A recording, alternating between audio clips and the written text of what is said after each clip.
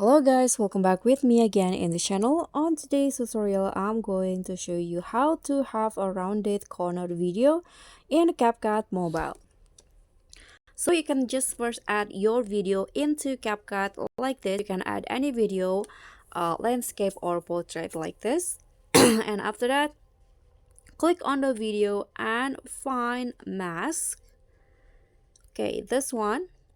Just select the rectangle option.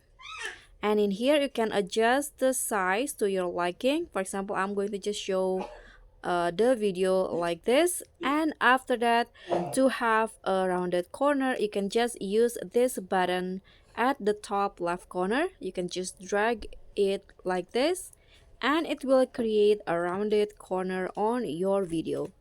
Click on the check icon and that's it. So that's all from me. Thank you so much for watching. Don't forget to like, comment, and subscribe. Also click on the thanks button. Bye!